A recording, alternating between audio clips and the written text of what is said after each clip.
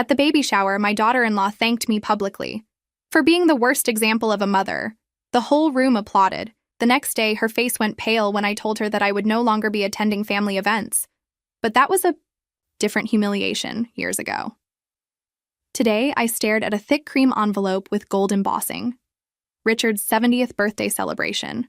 My ex-husband's milestone, an event I never thought I'd be invited to. RSVP to Vivian, it said at the bottom.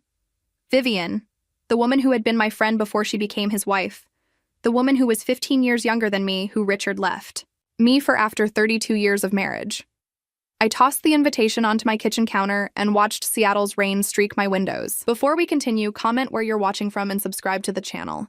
We'd love to see how far our stories are reaching. 25 years since our divorce, and seeing her name still made my stomach clench. My phone rang. Amanda, my daughter, did you get it? She asked without preamble. Hello to you too, I said. Yes, I got the invitation. Are you going? The hope in her voice made my chest ache.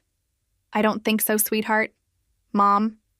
That persuasive tone she'd mastered as a teenager. It would mean a lot to me if you came. Dad wants you there. I nearly choked. Your father doesn't want me there.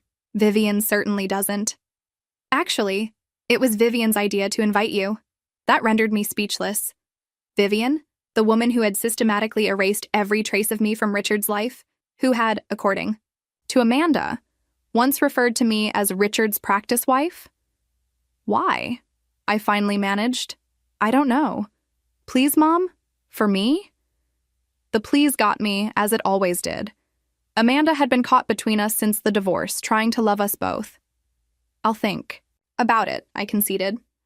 After we hung up, I examined my reflection.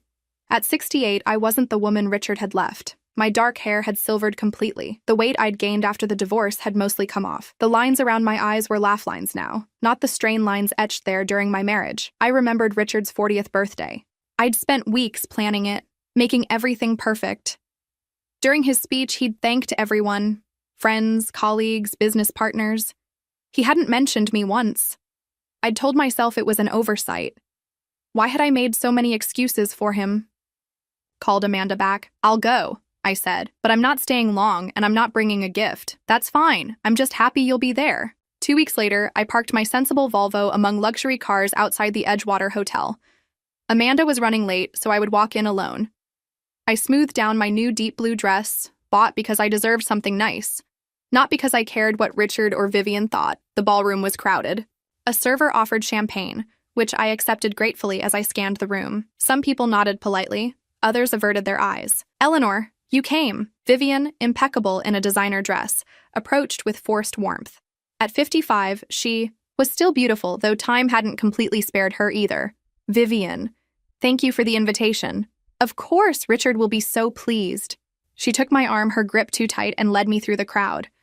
I noticed the room's arrangement. Several large tables, with the center one clearly for Richard's immediate family and closest friends. Vivian led me past that table, past the second ring where I recognized Richard's current business partners, to a table near the back. Here we are, she said brightly. My place card read, Eleanor Williams. I looked at the other names, Richard's third cousin and his wife, whom I'd met perhaps twice, a retired colleague from a company Richard had left 15 years ago, and a couple I didn't recognize. The message was clear. You are not family. You are barely a guest. Is there a problem? Vivian asked, her smile never wavering. I met her gaze. No, no problem at all. As she walked away, I heard her voice carry. Richard was so lucky I came along when I did. That marriage was suffocating him. He didn't even know who he was anymore. I gripped my chair, knuckles whitening. Had she said it loud enough for me to hear on purpose? Probably. I sat down, alone at the table of strangers, and took another sip of champagne. This was going to be a very long evening. I sat at that table for what felt like hours, watching the celebration unfold from the periphery. Richard made his grand entrance, beaming as everyone applauded. My ex-husband had aged well. Silver hair, trim figure, that same charismatic smile that had once made my heart race. Now it just made my jaw clench. Amanda finally arrived, rushing to my table after greeting her father. Mom, I'm so sorry I'm late. She hugged me, then glanced around at my table mates. Why are you sitting all the way back here? I gave her a pointed look. Ask Vivian. Her face fell. I'll talk to Dad. Don't, I said firmly. I'm fine right here.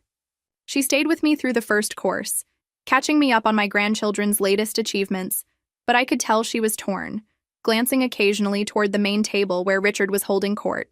Go, I said gently. You should be with your father. It's his birthday. But, Amanda, I'm a big girl. Go. After she left, I picked at my salad, wondering why I'd come. The answer sat heavy in my chest, because despite everything, I still cared what my daughter thought of me, because some small, foolish part of me had hoped for. What? Recognition? Respect? Closure? From across the room, Richard caught my eye. For a moment, something passed between us. Recognition, perhaps even regret. Then Vivian touched his arm and he turned away. I excused myself and found the ladies' room, needing a moment alone. In the elegant marble sanctuary, I stared at my reflection. What are you doing here, Eleanor? I whispered. The door swung open and a woman about my age entered. Carol, Richard's sister. We'd been close once. Eleanor? Her surprise seemed genuine. I didn't know you'd be here.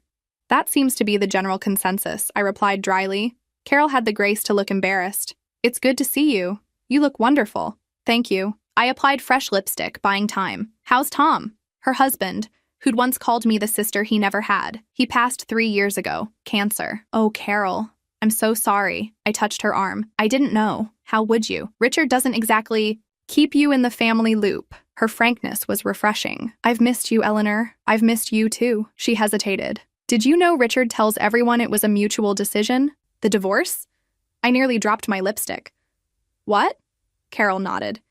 He says you both outgrew each other, that you wanted different things. A cold laugh escaped me. Is that what he tells himself? It's what he tells everyone. She checked her watch. I should get back. Will you be at the family brunch tomorrow? I wasn't invited to a brunch. Something like anger flashed across her face. Of course you weren't. She squeezed my hand. Don't let them rewrite history, Eleanor. After she left, I stood frozen, Carol's words echoing. Rewrite history? Is that what Richard had been doing all these years? I walked slowly back to the ballroom, but instead of returning to my table, I slipped out to the hotel's waterfront terrace. The night air was crisp, the lights of Puget Sound twinkling like earthbound stars. Needed some air too? I turned to find Richard standing there, champagne in hand, looking so familiar and yet so foreign. Hello, Richard. Eleanor. He joined me at the railing. You look well. So do you. Civility, the armor of the divorced. Amanda said you weren't going to come. Amanda convinced me otherwise. He nodded, sipping his champagne. I'm glad you did. Are you? He had the decency to look uncomfortable. Of course. Then why am I seated with your third cousin twice removed and people I've never met? Richard winced. Vivian handled the seating arrangements. Ah. I turned. Back to the water. And you, of course, had no say in the matter.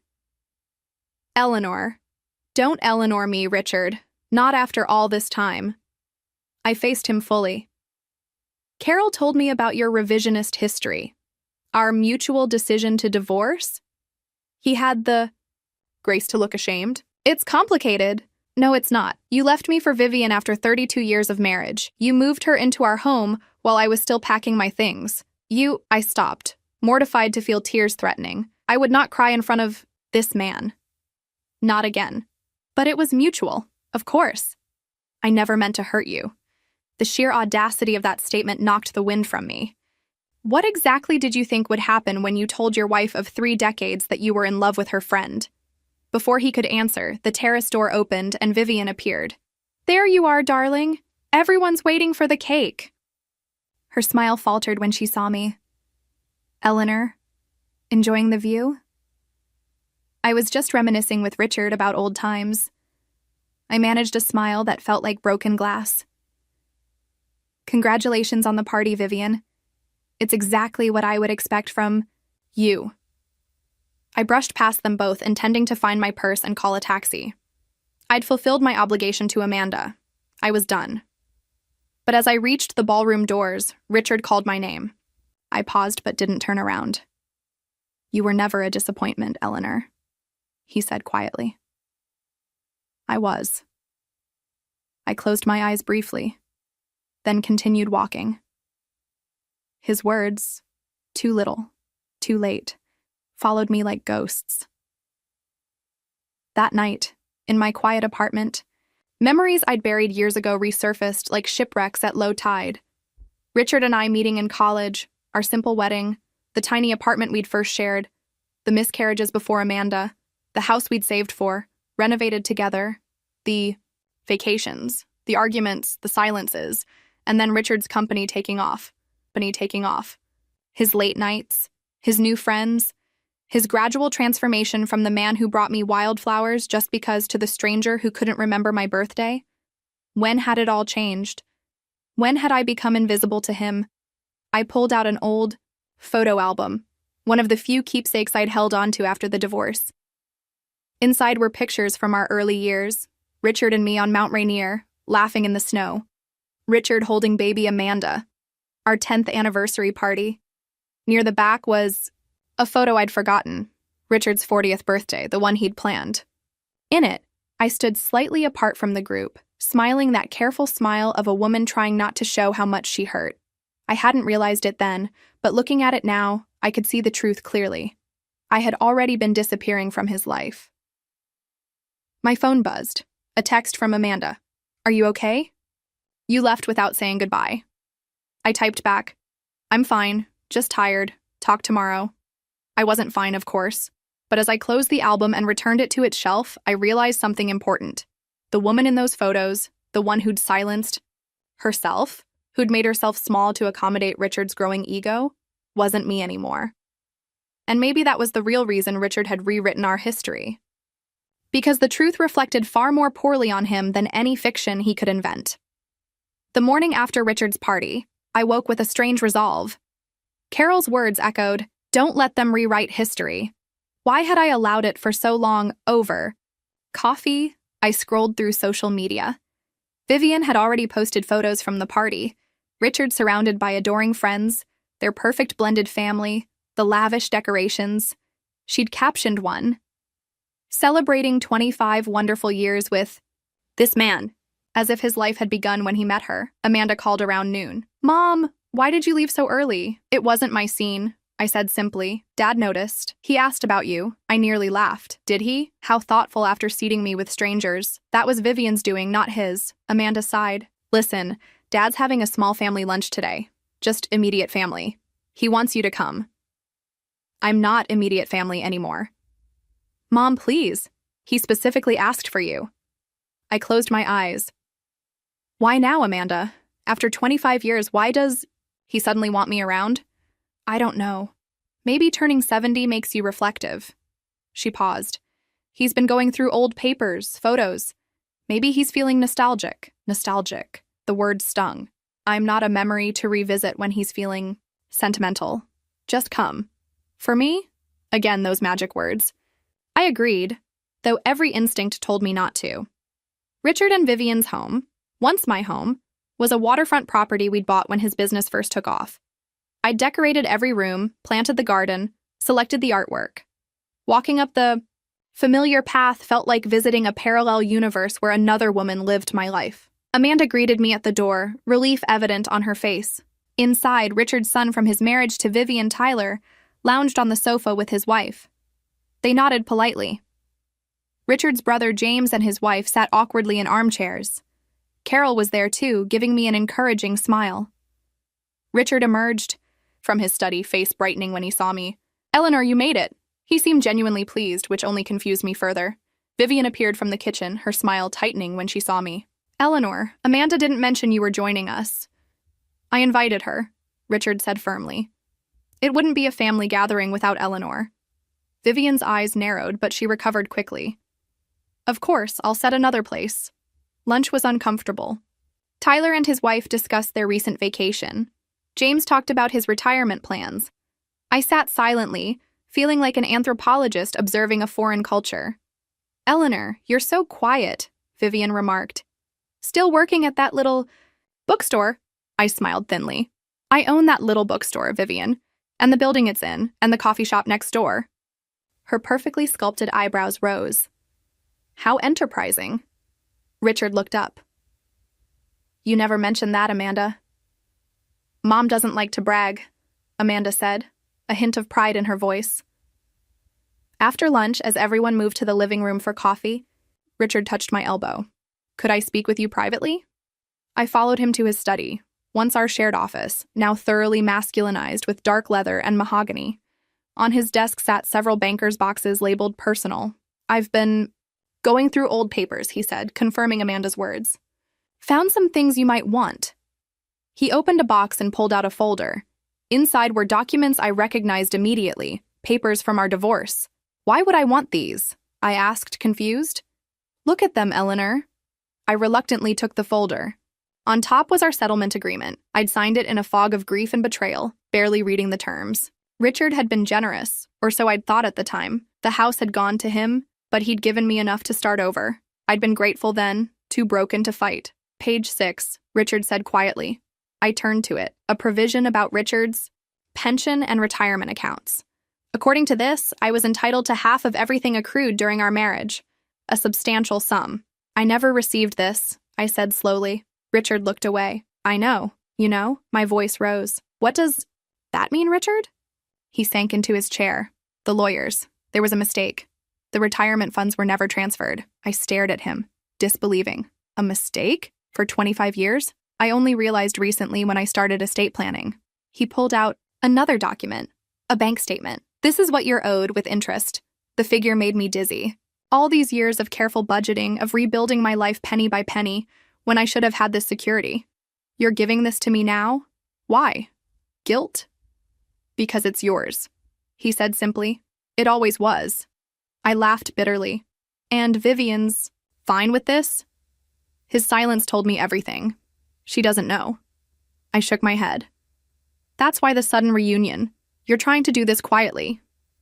Eleanor, did you know back then? I demanded.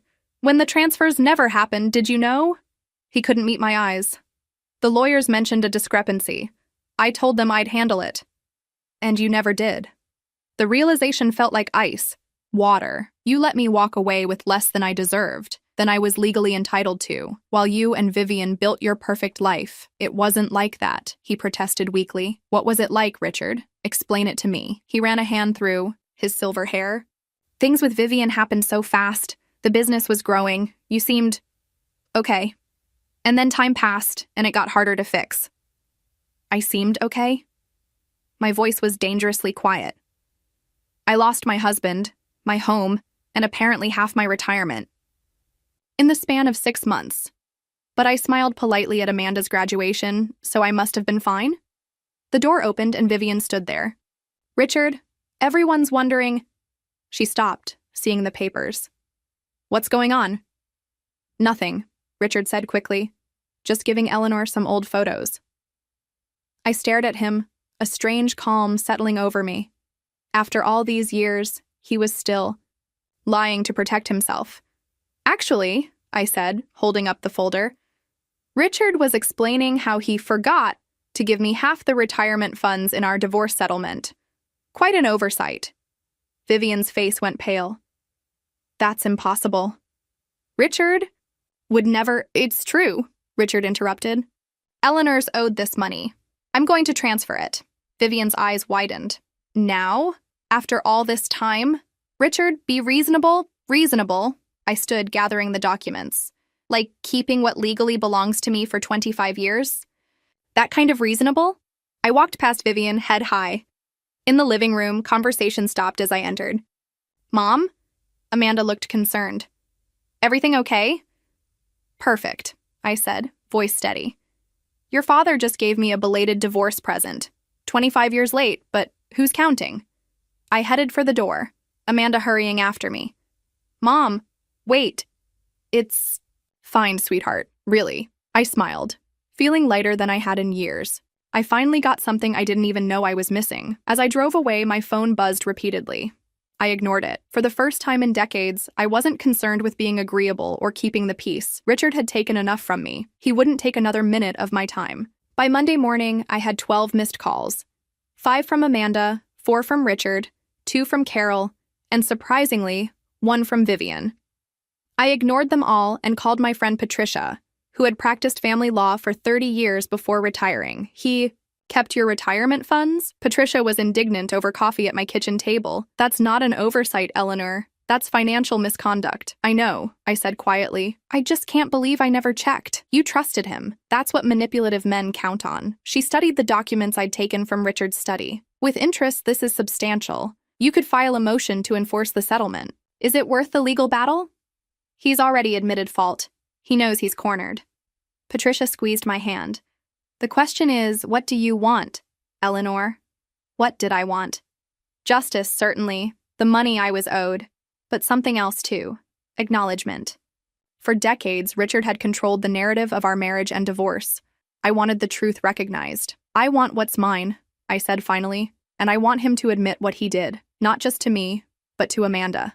Patricia nodded. Then that's what we'll get. I drafted an email to Richard with Patricia's guidance, formally requesting the transfer of funds by the end of the week and proposing a family meeting where he would explain the situation to Amanda. Professional, direct, no emotional appeals. Richard responded within hours, agreeing to the transfer, but balking at the family meeting. Some matters are best kept private, he wrote. I replied with one line, you lost the right to privacy when you withheld what was legally mine. The next day, Amanda showed up at my door unannounced. Mom, what's going on?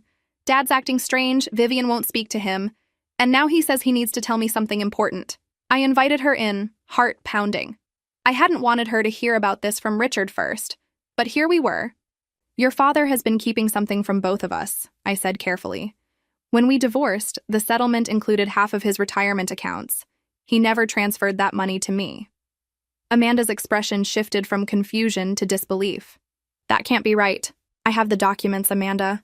Your father has admitted it. But why would he do that? Why does your father do anything? Because it benefited him. She shook her head. There must be an explanation. Dad wouldn't just steal from me? I finished. He did, Amanda. For 25 years.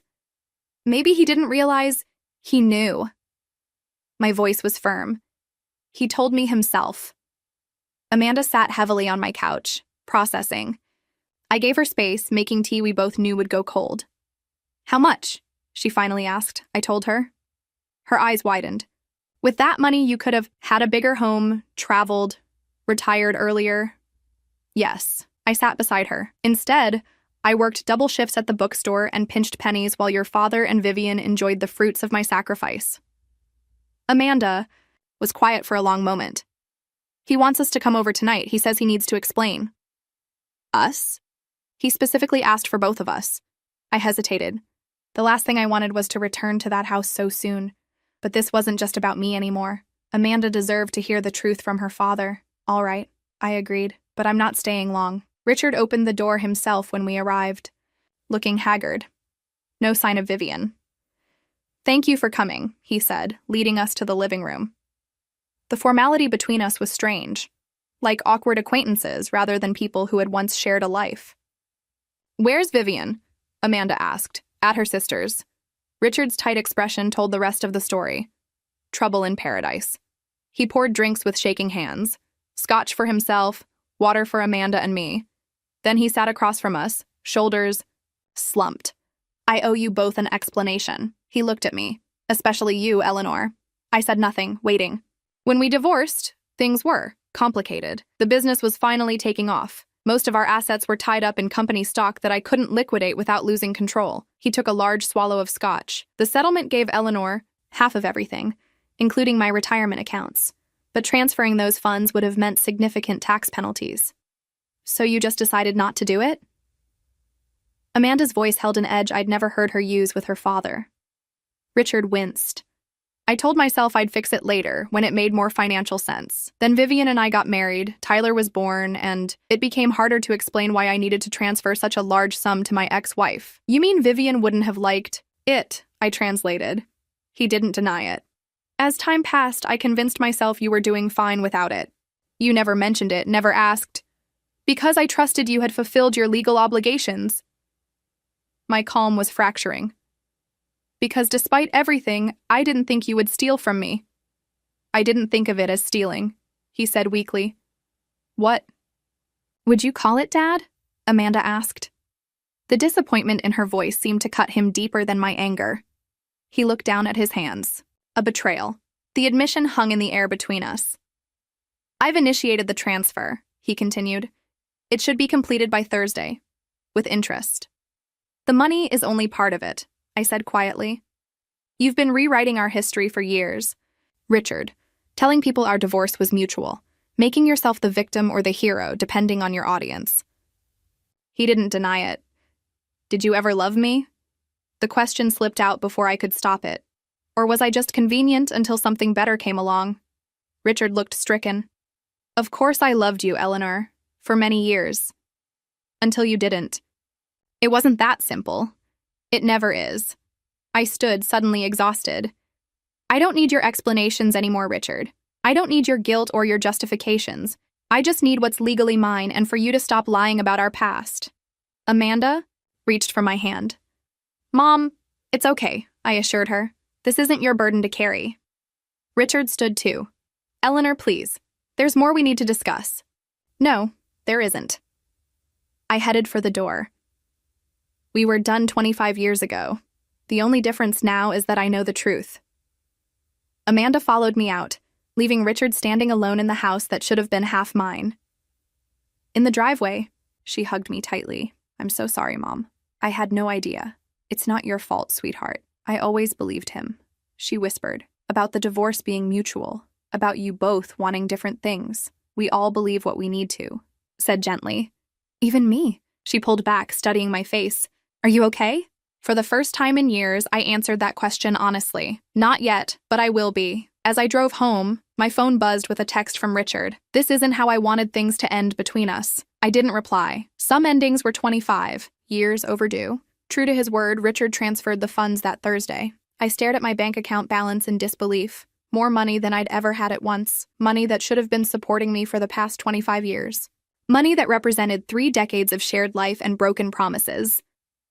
Patricia helped me contact a financial advisor who recommended investments, retirement planning, and, to my surprise, allocating some for personal enjoyment. What does that mean? I asked him. It means you deserve to use some of this money for things that bring you joy, Ms. Williams, he said kindly. This isn't just a settlement, it's restoration. Restoration. The word settled in my mind like a seed. That weekend, Amanda invited me to lunch. I found her at our usual cafe, but she wasn't alone. Carol sat beside her, looking nervous. Hope you don't mind, Amanda said as I joined them. Aunt Carol wanted to talk to you. Carol reached for my hand. I owe you an apology, Eleanor. I knew about the retirement accounts. My stomach dropped. You knew? She nodded miserably. Not immediately. About 10 years ago, Richard was drunk. At James's retirement party. He mentioned something about getting away with the divorce settlement. I confronted him later, and he admitted he'd never transferred the funds. And you said nothing, I stated flatly. I told him to fix it. He promised he would. Carol's eyes filled with tears. I should have told you. I should have done something. But Richard is my brother, and I chose family loyalty, I finished for her. It was wrong, she whispered. When I saw you at the birthday party, all I could think was how much I'd failed you. I sat back, processing this new betrayal. Even Carol, who'd claimed to miss me, had kept Richard's secret. What do you want from me now? I asked. Forgiveness? No, Carol said. I want to make amends. I want us to be friends again, if you'll allow it. I looked at Amanda, who was watching us anxiously. Always the peacemaker. My daughter. I don't know if that's possible, I said honestly. But I appreciate your honesty now, even if it's years too late. Carol nodded, accepting this. There's something else you should know. Vivian has left Richard. What? Amanda and I spoke simultaneously. Temporarily, at least. She's furious about the money, of course, but it's more than that. Finding out he's been lying all these years has shaken her trust. Carol looked at me. She built her relationship with him on the story that you two had simply grown apart. Now she's questioning everything. I felt a twinge of satisfaction, followed immediately by shame. I didn't want to be the kind of person who rejoiced in others' pain, even Vivian's. That's not my concern, I said firmly. Richard's marriage is his problem now. After lunch, Amanda walked me to my car. You okay, Mom? I'm fine. I kissed her cheek. Don't worry about me. I do worry. All these revelations, after so many years, are exactly what I needed, I finished. I've spent too long believing Richard's version of our story. Now I get to write my own ending. The following week, I did something I'd been contemplating since the money arrived. I closed the bookstore for a day and called a real estate agent.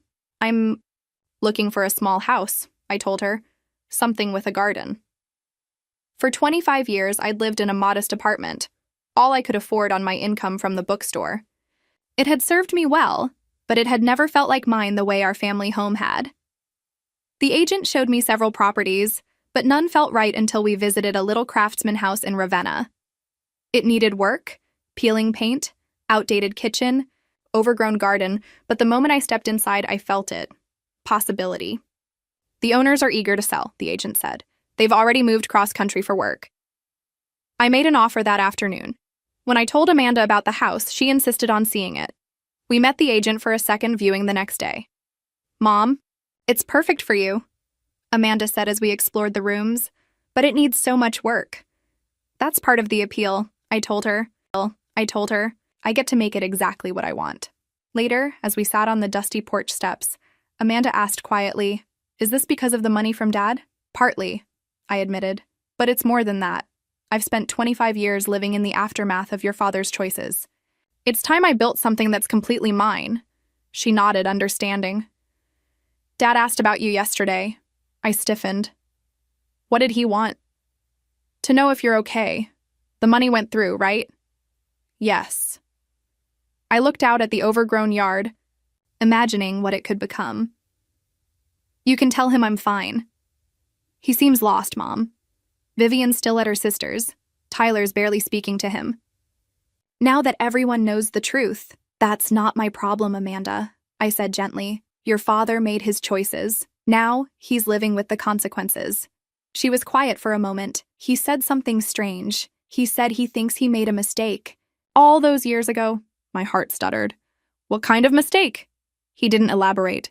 But he looked regretful. I shook my head. Regret is easy when you're alone and facing the mess you've made. My offer on the house was accepted the next day. I threw myself into planning the renovations, working with a contractor to update the kitchen, refinish the hardwood floors, and repaint inside and out. I selected fixtures, tiles, and colors with a freedom I hadn't felt in decades. Carol called, asking if she could help with the garden. I hesitated, then agreed. Whatever her past failures, she was making an effort now.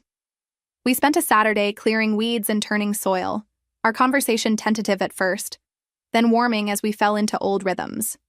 "Richard's selling the house," she mentioned casually, as we planted lavender along the front path. I nearly dropped my trowel. "What? Too big for just him, and too many memories, I think." She glanced at me. "He's not handling being alone well." "That sounds like a him problem," I said, though my voice lacked conviction. Carol smiled sadly. "You know, for years I resented you." "Me? Why?" "Because you moved on. You built a life without Richard, without any of us. Meanwhile, I stayed enmeshed in family drama, making excuses for my brother, watching his second marriage become as hollow as his first." She patted soil around a plant. "I thought you got the raw deal, but maybe you got the freedom." Her words stayed with me long after she left. Freedom? Is that what I'd gained in losing everything I thought I wanted? That night, I sat on my new porch, watching the sunset paint the sky in shades of pink and gold. For the first time in years, I felt truly at peace. Not because of the money or the house, but because I'd finally reclaimed my own story. My phone rang. Richard's number. After a moment's hesitation, I answered. "Eleanor." He sounded surprised, as if he hadn't expected me to pick up. I heard you bought a house." "News travels fast," I said dryly. "Amanda mentioned it." He paused. "I'm happy for you." "Thank you." I kept my tone neutral. "I'm selling my house," he said. "Too many ghosts." "So I heard." Silence stretched between us, heavy with unspoken words. "Eleanor, his voice broke. "I'm sorry. Not just for the money, for everything." I closed my eyes, feeling the weight of decades pressing down on me. "Why are you telling me this now, Richard?" "Because I should have said it 25 years ago. I made a mistake, Eleanor. The biggest mistake of my life. The admission I'd once longed for now felt hollow, coming years too late. "Goodbye, Richard," I said softly, and ended the call. Some apologies come too late to change anything. Some wounds heal into scars that remain no matter how much time passes. But as I sat in the growing darkness, I realized that I no longer needed Richard's regret to validate my worth. I had built that validation myself, brick by brick, day by day, year by year, and no one could take that away from me. 1 year later, I stood in my garden, surveying the transformation. Roses climbed trellises along the fence. Lavender bordered the stone path. A small fountain bubbled peacefully near the reading nook I'd created under a maple tree. Everything was blooming: the garden, the house, my life. I'd settled into a new routine. Mornings at the bookstore, afternoons working on the house or meeting with my reading group, weekends with Amanda and my grandchildren. I'd even started dating. Nothing serious, just occasional dinners with a retired professor who frequented my bookstore. At 69, I wasn't looking for another life partner, but I enjoyed the companionship. The doorbell rang, interrupting my thoughts. Amanda stood on my porch, holding a gift bag. "Happy housewarming," she said, hugging me. "Though I'm about 6 months late. Better late than never." I led her inside to the kitchen, where I'd just finished baking scones. "Coffee? Please." She set the bag on my counter and looked around appreciatively. "Mom, this place is magazine-worthy now." I smiled, pouring coffee into mugs I'd hand-selected from a local potter. "It's come a long way. So have you." She handed me the gift bag. "Open it." Inside was a small wooden plaque with carved lettering, "Eleanor's Haven." "For by the front door," Amanda explained. "Every home should have a name." I traced the carved letters, unexpectedly moved. "It's perfect." We took our coffee and scones to the garden, settling in the comfortable chairs beneath the maple tree. "How's your father?" I asked. I'd seen Richard only twice in the past year, at Amanda's birthday and at Thanksgiving dinner, which she'd insisted on hosting to avoid choosing between us. "Adjusting." Amanda stirred her coffee. "The divorce was finalized last month." I nodded. Richard and Vivian's separation had become permanent, another casualty of his deception. He bought a condo downtown. "It's nice, but..." She shrugged. "It doesn't feel like him." "People change," I said. "Sometimes because they want to, sometimes because they have to. He asks about you, you know. Not directly, but he always manages to work you into the conversation." I smiled faintly. "Old habits." "I think he misses you. Not as his wife, but as..." She hesitated. "As the person who knew him before. Before success changed him. Before Vivian. Before he became someone who could lie to his wife and daughter for decades." "That person is gone," I said gently. "We all move forward, Amanda." She studied me. "You seem happy, Mom. Genuinely happy." "I am." The realization was still sometimes surprising. I've made peace with the past. Even with Dad? I considered the question. "I've forgiven him, if that's what you're asking. Not for his sake, but for mine." Carrying anger was exhausting. "Does he know that?" "It doesn't matter if he knows. Forgiveness isn't about the other person. It's about freeing yourself." The conversation shifted to lighter topics. Amanda's children, my bookstore's upcoming author event, the community garden I'd joined. As she was leaving, she paused at the door. "There's a birthday dinner for Dad next week. Small, just family. He specifically asked if you would come." My first instinct was to refuse. Then I remembered Richard at his 70th birthday party, standing alone on the terrace, admitting he had been the disappointment, not me. A year wiser, I saw now what I couldn't then, a man finally facing the consequences of his choices. "I'll think about it," I promised. After Amanda left, I returned to the garden, contemplating her invitation. A year ago, I would have declined immediately. Now, I wasn't so sure. Not because I owed Richard anything, but because I was curious about who I would be in his presence now that I no longer defined myself in relation to him. The next evening, I attended my book club. We'd been reading memoirs by women who had reinvented themselves after major life changes. The discussion was lively, personal. "My divorce was the best thing that ever happened to me," said Judith, a retired nurse. 30 years with a man who never really saw me, and now I'm finally living for myself. Heads nodded around the circle. Many of us had similar stories, relationships that had diminished rather than enhanced our lives, years spent trying to fit ourselves into spaces too small for our spirits. "What about you, Eleanor?" asked Margot, our newest member. Your renovation story inspired me to finally paint my kitchen the color I've always wanted, not what my husband thinks is sensible. I smiled. I spent too many years letting someone else define my worth. The house is just a physical manifestation of what was happening inside me. And now? Judith prompted. Now I define myself. My successes, my failures, my choices, they're all mine. Later, walking home under a canopy of stars, I made my decision. I would attend Richard's birthday dinner. Not out of obligation or nostalgia, but as the woman I had become, strong, independent, complete in herself. The dinner was held at Amanda's house, neutral territory. I arrived precisely on time, bearing a small gift and a sense of calm I wouldn't have thought possible a year earlier. Richard was already there, looking smaller somehow, less commanding than I remembered. His face brightened when he saw me, surprise and pleasure evident. "Eleanor, you came. I said I would." I handed him the gift, a book of poetry we had both loved in college. "Happy birthday, Richard." Dinner was surprisingly pleasant. Amanda and her husband, their children, Carol and her daughter, Richard and me. A configuration of family I never expected to experience again. We shared stories, laughed, avoided sensitive topics by unspoken agreement. After dessert, as everyone moved to the living room for coffee, Richard approached me. "Could we talk, just for a moment?" I nodded, following him to Amanda's back porch.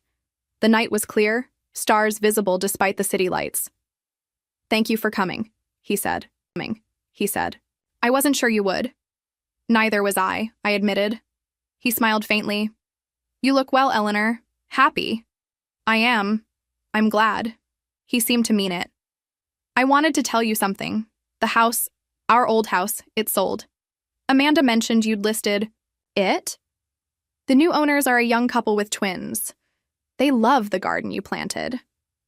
He looked out at the night. "I told them about the roses, how you nursed them through that terrible blight.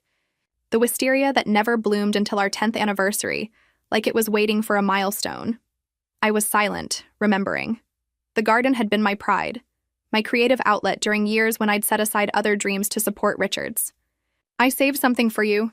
He reached into his pocket and pulled out a small velvet pouch. "Before the new owners moved in." I opened it cautiously. Inside was a smooth stone painted with a small blue flower, the marker I'd placed beside the rose bush we'd planted when Amanda was born. "You kept this?" My voice wavered slightly. I couldn't let them throw it away. He hesitated. "Eleanor, I know it's too late for apologies. I know I can't undo what I did. But I want you to know that I see it now. All the ways I failed you. All the ways I took without giving back." I held the painted stone, feeling its familiar weight, in my palm. Once, this would have cracked my carefully constructed composure. Now it felt like the closing of a circle. "Thank you," I said simply. "Are you happy?" he asked again, more urgently this time. "Truly?" I met his gaze directly. "Yes, Richard. I built a good life. It took time, and it wasn't the life I thought I'd have, but it's mine. Completely mine." He nodded, eyes shining with unshed tears. That's all I needed to know. We returned to the others, the moment complete. No dramatic reconciliation, no promises of renewed friendship, just quiet acknowledgement of what had been and what now was. As I drove home later, the painted stone safely tucked in my purse, I felt a sense of completion I'd never expected to experience. Richard and I had begun as two young people full of dreams, grown into strangers, and now found our way to something like peace. In my garden the next morning, I placed the stone beside my new rose bush, a different variety, hardier, more vibrant. The symbolism wasn't lost on me. Standing in the gentle spring sunshine, surrounded by the home I'd created, I felt it fully for the first time. Not just contentment or acceptance, but joy. Pure, uncomplicated joy. I had survived the unraveling of the life I thought I'd have. I had rebuilt, not just my circumstances, but myself. And in that rebuilding, I had discovered a fundamental truth. Sometimes the greatest gift is the necessity of beginning again, not as someone's wife, not as someone's mother, but as Eleanor, simply completely wonderfully myself.